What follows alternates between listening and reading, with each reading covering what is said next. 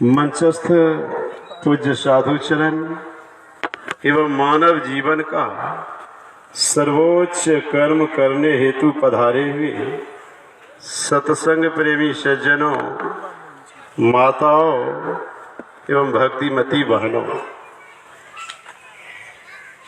अभी हम लोग संत मत का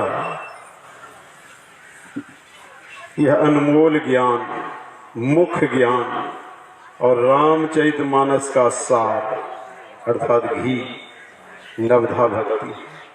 हमारे गुरु महाराज जी कहा करते थे, अगर रामचरितमानस से नवधा भक्ति प्रसंग को निकाल दिया जाए तो रामायण में कुछ नहीं बचेगा। सार ज्ञान रामायण में है। भगवान श्री राम मां सबरी के माध्यम से संसार के लोगों को ज्ञान दिया, 9 प्रकार की भक्ति का वर्णन किया और 9 प्रकार के भक्ति का वर्णन करके सुनाया संसार के लोगों को। भगवान श्री राम ने कह दिया अंतिम में, सकल प्रकार भगति दृढ़ तोरी। कहे सबरी, तुम्हें तो 9 प्रकार की भक्ति है, तुम तो सभी भक्ति में पूर्ण हो, भक्ति में कमी नहीं है। कह दिया 9 प्रकार की भक्ति है, तुम सभी भक्ति में पूर्ण हो। इसलिए अंतिम में क्या हुआ हम लोग सुन रहे थे। सभी कथाओं को कह श्री राम का मुख देख, योगाग्नि में सबरी अपने शरीर का परित्याग कर दे। और फिर क्या कहा गोस्वामी तुलसीदास जी महाराज ने, बहुत प्रकार के कर्म अधर्म बहुत मत, ये सब सुख देने वाले हैं, अर्थात विश्वास पूर्वक राम के चरण कमलों में प्रेम करो। क्या कहा? राम के चरण कमलों में प्रेम करो। अब प्रश्न यह उठता है कि राम के चरण कमलों में प्रेम कैसे करेंगे? मर्यादा पुरुषोत्तम भगवान श्री राम लक्ष्मण जी को उपदेश दिया, सुखी मीन जे नीर अगाधा, जिमी हरि शरण न एक बाधा। कहा जो परमात्मा की शरण में चले जाते हैं वे बाधा रहित हो जाते हैं। कहा जिस प्रकार उदाहरण दिया, जैसे मछलियां गहरे जल में सुखपूर्वक रहती है, जल का स्तर घटता जाता है और सुख का स्तर भी घटता जाता है। घटते घटते जल का स्तर घट जाता है, जब मछली को दुख हो जाता है। अगर मछली को वहां से उठा करके उसे जल से विशेष कीमती है दूध, अगर दूध में जल को रख दिया, मछली को रख दिया जाए, मछली खुश रहेगी? कभी खुश नहीं रहेगी। और दूध से भी कीमती क्या? घी है। अगर घी में मछली को डाल दिया जाए, मछली सुख से रह सकती है? सुख से नहीं रहेगी। अगर मछली को एयर कंडीशन कार में घुमाया जाए तो सुख मिलेगा? अगर उसको एरोप्लेन में घुमाया जाए सुख मिलेगा? नहीं मिलेगा। दुनिया में कहीं सुख नहीं मिल सकता। मछली के माध्यम से भगवान श्री राम ने उदाहरण देकर के लक्ष्मण जी को समझाया। ठीक उसी प्रकार यह जब जीव हरि के शरण में चला जाता है तो यह सुखी हो जाता है। हरि के शरण में चले जाने से यह जीव सुखी हो जाता है।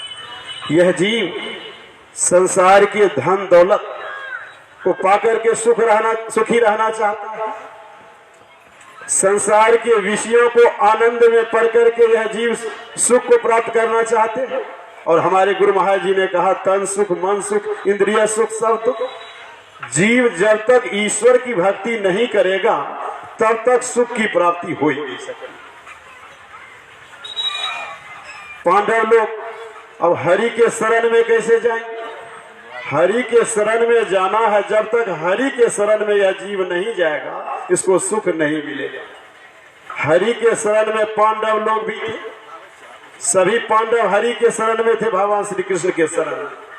और भगवान श्री कृष्ण की सहायता से पांडवों ने महाभारत युद्ध जीत लिया, राजा बन गए। भगवान श्री कृष्ण पांडवों की सहायता की, क्यों? वे भी हरि के शरण में थे, पांडव लोग भी हरि के शरण में थे। एक बार दुर्योधन ने कह दिया भीष्म पितामह से, आपके अंदर इतनी शक्ति है, इतनी शक्ति है कि आप चाहें तो पांचों पांडवों को मार सकते हैं, लेकिन जानबूझकर आप पांडवों को नहीं मारते। तो क्या कह दिया? प्रतिज्ञा कर लिया भीष्म पितामह ने, कल मैं 5 बाण से पांचों पांडवों को मार दूंगा। प्रतिज्ञा कर ली। भगवान श्री कृष्ण को पता चला, क्योंकि पांडव लोग हरि के शरण में थे, भगवान श्री कृष्ण के शरण में थे। भगवान श्री कृष्ण को चिंता हो गई, भक्त की चिंता भगवान को चिंता हो गई कि मेरे भक्त दुख में है। ऐसा विचार कर भगवान श्री कृष्ण अर्जुन के पास जाते हैं। अर्जुन रात के 12 बजे सोए हुए थे। जगाया भगवान श्री कृष्ण ने, कहा निश्चिंत होकर के तुम सो रहे हो, आफत आ गई है। कहा क्या आफत आ गई है? और जो भी आफत आई है आप जानिए, मुझे कोई चिंता नहीं है। अर्जुन सो गए। भगवान श्री कृष्ण क्या करते हैं? भगवान को चिंता है भक्त की। भगवान श्री कृष्ण क्या करते हैं? द्रौपदी के पास जाते हैं और द्रौपदी से कहते हैं, देखो द्रौपदी, आफत आ गई है, तुम्हारे माध्यम से ही आफत को टाला जा सकता है। और द्रौपदी को भगवान श्री कृष्ण ले गए कहाँ? भीष्म पितामह के पास। और क्या कहा कि तुम अंदर में जाओ, भीष्म पितामह ध्यान मग्न है, उनके चरणों में प्रेम करके आशीर्वाद ले लो, प्रणाम कर लो, आशीर्वाद ले लो। एक कवि ने सुंदर से लिखा है, आप तो बाहर खड़े रहे, भीतर भेजा पंचाली, यतिवर बाबा के चरणों में जाकर मस्तक झुका देना। बाहर में भगवान श्री कृष्ण खड़े रह गए और द्रौपदी को अंदर भेज दिया। द्रौपदी जब अंदर जाती है तो देखती क्या है कि भीष्म पितामह ध्यान मग्न है, ध्यान मुद्रा में है। अर्धरात्रि की बेला में भी भीष्म की लगी समाधि थी। कृष्णा ने जाकर रख दी मस्तक बाबा के चरणों में, मस्तक रख दी। अब भीष्म पितामह सोचते हैं रात मध्य रात्रि है, ये मध्य रात्रि में कौन मेरे चरणों में झुका हुआ है? कौन झुका चरणों में? देख, भीष्म पितामह चौंक गए भीष्म पितामह, ये अर्धरात्रि में कौन मेरे चरणों में झुका हुआ है? झुक कर देखा, सधवा नारी है, उनके तन की रंगी साड़ी सधवापन को दर्शाती है। सधवा के साड़ी का रंग अलग होता है, विधवा के साड़ी का रंग अलग होता है। अब विधवा को अलग आशीर्वाद, सधवा को अलग आशीर्वाद निकला मुंह से, सौभाग्यवती भवा बेटी, आशीर्वाद दे दिया, सौभाग्यवती भवा बेटी, तुम्हारे हाथों की मेहंदी का रंग कभी न छूटे बेटी, सौभाग्य तुम्हारा अचल रहे और सिंदूर से मांगनो खाली, यह वर देता हूं बेटी तुम वीर कुमारों बाली। आशीर्वाद दे दिया भीष्म पितामह ने द्रौपदी को, तुम सौभाग्यवती रहो, हाथों की मेहंदी कभी छूटे नहीं, और रंग जो है साड़ी का, रंगीन साड़ी, ये अभी सफेद नहीं हो। आशीर्वाद दे दिया। जब आशीर्वाद दे दिया, उस समय तक तो द्रौपदी घूंघट डाली हुई थी, और जैसे ही आशीर्वाद दिया तो घूंघट उठा ली। घूंघट उठा करके द्रौपदी क्या कहती है? बाबा यह क्या बतलाते हो? बाबा क्या बतलाते हो? कल और आज कुछ और कहा, असतव्रता कहलाते हो। कल कहा कि मैं 5 बाणों से पांचों पांडवों को मार दूंगा, आज आप कह रहे हैं सौभाग्यवती भव, यह कैसा आशीर्वाद? सतव्रता कहलाते हो। कहा आप सतव्रता कहलाते हो, आशीर्वाद दे दिए हो, लेकिन क्या होगा? कहा मेरे पांचों पतियों में एक भी मारा जाएगा तो बाबा क्या तेरा यह आशीर्वाद झूठा नहीं कहलाएगा? कह दिया मेरे हाथों की मेहंदी का रंग रहने दो, साड़ी का रंग उड़ाओ न। सिंदूर जो मेरी मांग में है अब बाणों से उसे उड़ाओ। ऐसा कह दिया द्रौपदी, मेरी मांग सिंदूर जो मांग में है और पांचों पति को मार दीजिएगा तो सिंदूर का रंग धुल जाएगा। भीष्म पितामह को तब जाकर के होश आया होश पितामह, हाथ से माला छूट गई।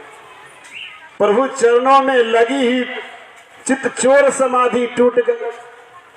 राम नाम का जाप कर रहे थे, माला फिर रहे थे, होश आ गया यह क्या कर दिया मैंने। देखिए प्रणाम बनाम आशीर्वाद कैसे होता है। किसी को प्रणाम कीजिएगा तो आशीर्वाद मिल जाए, चाहे दुश्मन भी है, दुश्मन को भी प्रणाम कीजिएगा तो आशीर्वाद देगा, खुश रहो। यह आशीर्वाद दे दिया भीष्म पितामह। भीष्म पितामह ने कहा बेटी तुम्हारे प्रश्नों का उत्तर पीछे मैं दे पाऊंगा, मैं तुम्हारे प्रश्नों का उत्तर पीछे दे पाऊंगा। एक बात मन में खटकती है, हैरान मुझे है कर डाला। मन में बात खटक रही है, हैरानी की बात है। बतला बेटी वह कहाँ छुपा है और तुझे यहाँ पर लाने वाला? वह कहाँ पर छुपा हुआ है तुझे जो लाया है यहाँ, वह कहाँ छुपा हुआ है? भीष्म पितामह को पता चल गया द्रौपदी अपने से नहीं आई है और कोई लाया है। का बूढ़ा होने को आया है, अब भी नहीं गई है चोरी। नित नई नीतियां चलती है, तुझसे चोरी मुझसे चोरी, कभी तुझसे चोरी और कभी मुझसे चोरी। क्या कहा भीष्म पितामह ने? बेटी तुमने मेरे वंश को पवित्र कर है डाला, आज पहरा देता होगा विश्व रचाने वाला। तुम मेरे वंश को पवित्र कर दिया। उठा भीष्म पितामह, उठकर देखा ड्योढ़ी का रंग निराला था। पीताम्बरी चादर ओढ़े हुए कोने में खड़ा बांसुरी बाला। उठकर बाबा चरणों में लिपट गए, कहा छलिया छलने को आया, भक्तों की रक्षा करने को दासी का वेश बनाया। दासी का वेश बना करके भगवान श्री कृष्ण आए।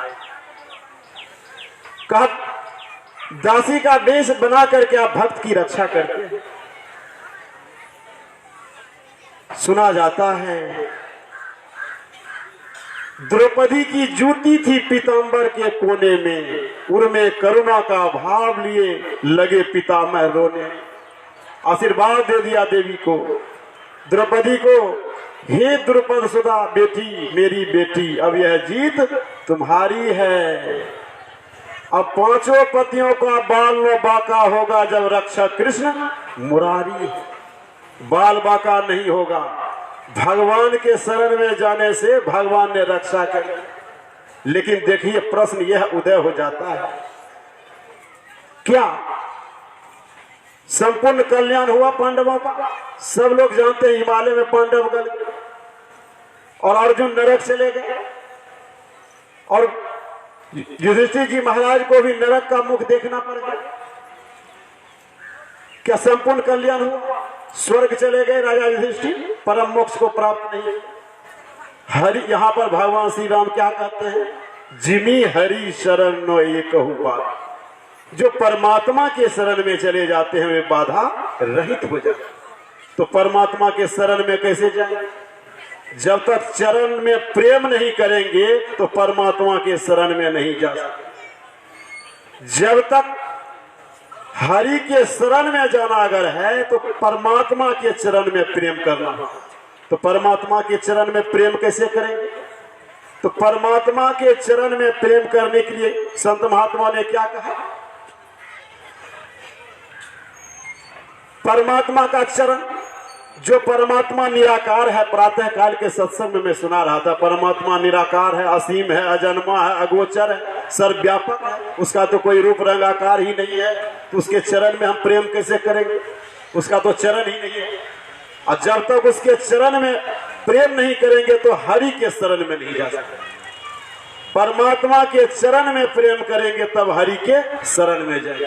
देखिए गंभीर बात है रामचरितमानस। परमात्मा का तो चरण ही नहीं है, परमात्मा का तो चरण ही नहीं है, निराकार है। बिनु पद चले बिना पैर के चलते हैं तो चरण कहाँ है? बिनु पद चले सुने बिनु काना तो चरण ही नहीं है, कान ही नहीं है, हाथ पैर गुदा लिंग है ही नहीं परमात्मा। तो जवाब इसी रामायण में दिया, वंदो गुरु पद कंज कृपा सिंधु नर रूप हरि महामोह तम पुंज जासु वचन रवि करनी कर। कृपा के समुद्र मनुष्य के रूप में गुरु ईश्वर होते हैं। परमात्मा के ही सगुण साकार रूप संत सदगुरु, उसके पास चरण है, उसके पास चरण है। का परमात्मा तो निराकार है, अलग है, उसको देखा नहीं जा सकता। लेकिन सगुण साकार रूप में वर्तमान काल के जो संत हैं वही परमात्मा के सगुण साकार रूप है, उसके चरण में प्रेम करो। मतलब गुरु परमात्मा के सगुण साकार रूप है, उसके चरण में प्रेम करो। लेकिन वह भी चरण जो है माइक चरण है, वह चरण भी क्या है? इस आंख से देखते हैं तो माइक चरण है, लेकिन शुद्ध चरण है। संत सदगुरु का चरण शुद्ध चरण है, और सब चरण जो है शुद्ध चरण नहीं है। लेकिन संत सदगुरु का चरण जो है शुद्ध चरण है, शुद्ध चरण है। तो पहले तो हम संत सदगुरु के चरण में प्रेम करें। चरण में प्रेम करना क्या है? संत सदगुरु ने जैसा बतलाया वैसा जब करेंगे तब संत सदगुरु के चरण में प्रेम होगा। तो संत सदगुरु का चरण स्थूल चरण है, सगुण चरण है, लेकिन उसका निर्गुण चरण भी है, उसका निर्गुण चरण भी है। प्रकाश और शब्द क्या है? निर्गुण चरण है। ऐसा गुरु महाराज जी ने बतलाया है, प्रकाश मंडल पद तुम्हारे मैं परा तम कूप। प्रकाश मंडल क्या है? वही गुरु का चरण, वही राम का चरण है। उसी चरण में सबों को प्रेम करना, उसी चरण में सब कर मत खगनायक एहा करिए राम पद पंकज नेहा। सबों को राम के चरण कमलों में प्रेम करना चाहिए। हिंदू मुस्लिम सिख ईसाई सबों को राम के चरण कमलों में प्रेम करना चाहिए। तो राम का चरण समझ गए। प्रकाश मंडल क्या है? राम का चरण। फिर पलटूदास जी महाराज ने लिखा है, धुन आने जो गगन में सो मेरा गुरुदेव।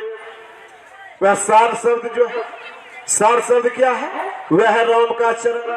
प्रकाश है बायां चरण और शब्द है दायां चरण। राम के दोनों चरण में प्रेम जब करेंगे तब जाकर के राम के शरण में चले जाएंगे। राम के चरण में प्रेम करेंगे प्रकाश और शब्द में तो राम के शरण में चले जाएंगे, तब बाधा रहित हो जाएंगे। जब तक उसके माइक रूप का दर्शन करेंगे तो बाधा रहित नहीं हो सकते। पांडव लोग बाधा रहित नहीं हुए, अर्जुन बाधा रहित नहीं हुए, और राजा दशरथ भी बाधा रहित नहीं हुए। उनका जो असली चरण प्रकाश और शब्द है, जब तक उस चरण में प्रेम नहीं करेंगे तो हरि के शरण में नहीं जा सकते। इसलिए हरि के शरण में जाने के लिए भगवान श्री राम ने उपाय बतलाया, 9 प्रकार की भक्ति का उपदेश दिया। पहले क्या करो? संत के शरण में जाओ, कथा प्रसंग जो सुनाते हैं प्रेम से सुनो, घमंड छोड़ करके गुरु की सेवा करो। गुरु पद पंकज सेवा तीसरी भगति अमान, और चौथी भगति मम गुणगान करई कपट तजी गान। चौथी भक्ति क्या है? मेरे गुणों का गान करना। स्तुति प्रार्थना जो करते हैं गुणगान है, परमात्मा का गुणगान, संत का गुणगान, गुरु का गुणगान। मंत्र जाप मम दृढ़ विश्वासा पंचम भजन सो वेद प्रकाश। गुरु मंत्र का जाप करते हैं या राम मंत्र का जाप करते हैं, वह क्या है?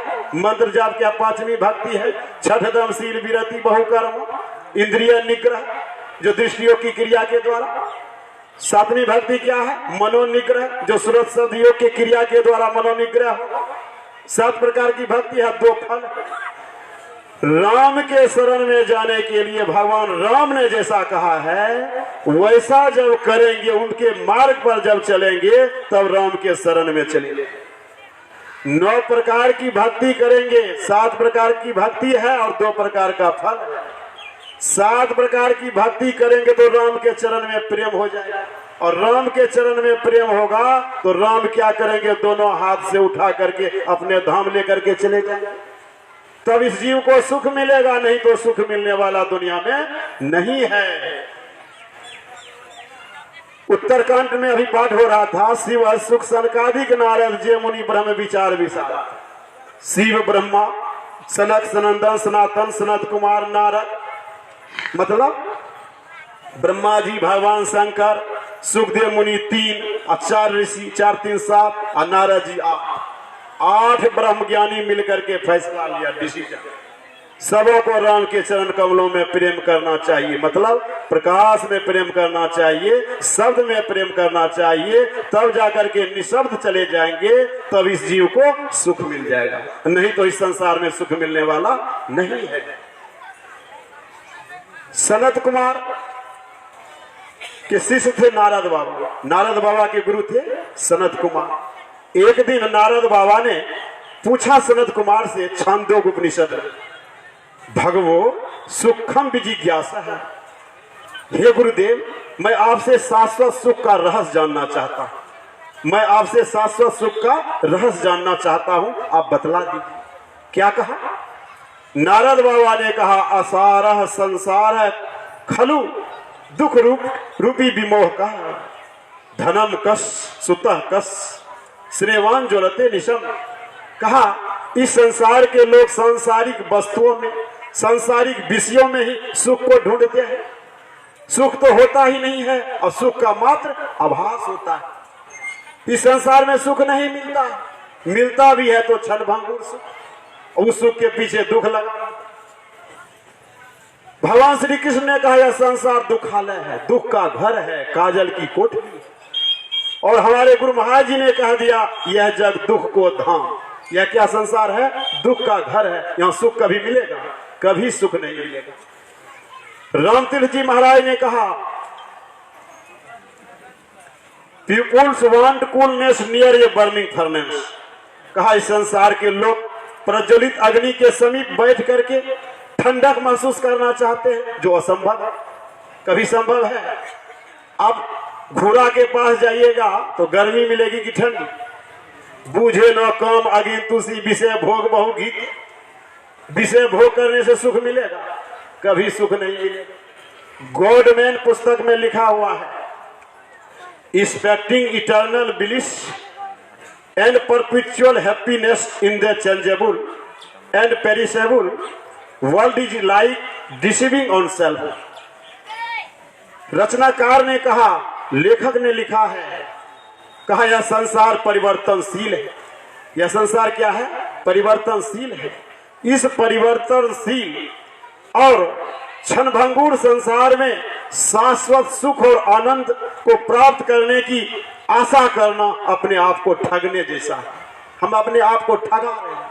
सोचते हैं ऊंचा मकान बना लेंगे सुख मिल जाएगा, पुत्र हो जाएगा सुख मिल जाएगा, 50 एकड़ जमीन खरीद लेंगे सुख मिल जाएगा, लेकिन सुख मिलने वाला नहीं है।